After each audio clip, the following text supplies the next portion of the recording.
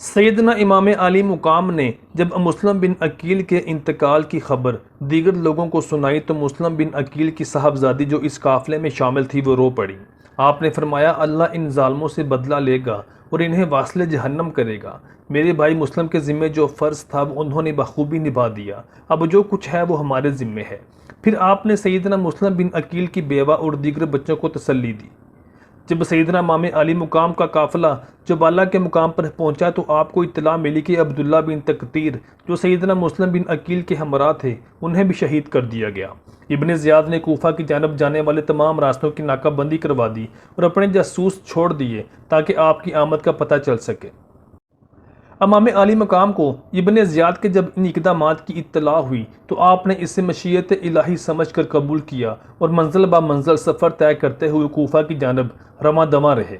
جب سیدنا امام علی مقام کا قافلہ سرات پر پہنچا تو حر بن ریاحی کا 1000 لشکر کے ساتھ آپ کے مقابلے میں آیا تاکہ آپ کو گرفتار کر سکے۔ جب سرات کے صحرا میں حر بن ریاحی اور اس کے لشکری پیاس سے بے حال داخل ہوئے تو امام علی مقام نے اپنے ساتھیوں کو حکم دیا کہ انہیں پانی پلاؤ۔ سیدنا امام علی مقام نے اس ریگستانی علاقے میں حر بن ریاحی اور اس کے لشکریوں سے خطاب کرتے ہوئے فرمایا، میں از خود تمہاری جانب نہیں آیا بلکہ تم لوگوں نے مجھے خطوط لکھ کر بلایا ہے اور کہا ہے کہ ہمارا کوئی امام نہیں، ہماری رہنمائی فرمائے۔ اب جب میں آ گیا ہوں تو تمہیں میرا آنا ناگوار گزرا ہے، میں اپنی منزل کی جانب واپس لوٹ جاتا ہوں۔ سیدنا امام علی مقام کی اس تقریر کو سن کر ابن ریاحی اور اس کے لشکر نے کوئی جواب نہ دیا۔ پھر آپ نے نماز کی امامت فرمائی اور حر بن ریاحی اور اس کے لشکریوں نے بھی نماز ادا کی۔ نماز سے فراغت کے بعد آپ اپنے خیمے میں تشریف لے گئے اور حر کے لشکر اپنے خیموں میں لوٹ گئے۔ پھر نماز عصر کا وقت ہوا اور اذان عصر کے بعد حر کے لشکر نے ایک مرتبہ پھر آپ کی امامت میں نماز عصر ادا کی۔ نماز کے بعد امام علی مقام نے خطبہ فرمایا، اے لوگو، اگر تمہیں اللہ کا کچھ خوف ہے تو پھر حق کو پہچانو، یہ بات اللہ کی خوشنودی کے لیے ہے۔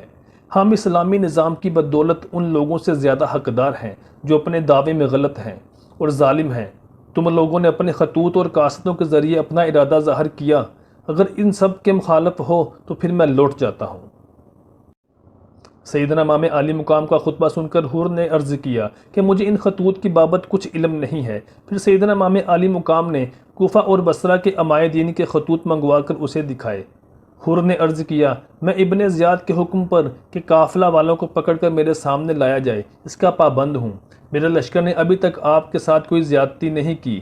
میری درخواست ہے کہ آپ میرے ساتھ چلیں یا پھر کوئی دوسرا راستہ اختیار کریں۔ امام علی مقام نے اس سے دوسرے راستے کی بابت دریافت کیا تو حر نے آپ کو شام کے راستے پر ڈال دیا۔ چنانچہ سیدنا امام علی مقام سرات کے جو کہ قادسیہ کے نزدیک تھا، وہاں سے کوفہ نزدیک تھا، اس کی بجائے کربلا کی جانب چل دیے جہاں سے کوفہ کا فاصلہ قدر دور تھا۔ سیدنا امام علی مقام کا قافلہ سفر کرتا ہوا منزل در منزل نینوا پہنچا۔ نینوا دریائے فرات کے کنارے آباد ہے۔ سیدنا امام علی مقام کو مجبور کیا گیا کہ وہ دریائے فرات سے قدر دور کربلا کے لک و دک صحرا میں قیام پذیر ہوں۔ چنانچہ سیدنا امام علی مقام اور دیگر قافلے والے کربلا کے میدان میں خیمہ زن ہوئے جہاں دریائے فرات اور ان کے درمیان ایک پہاڑ حائل تھا۔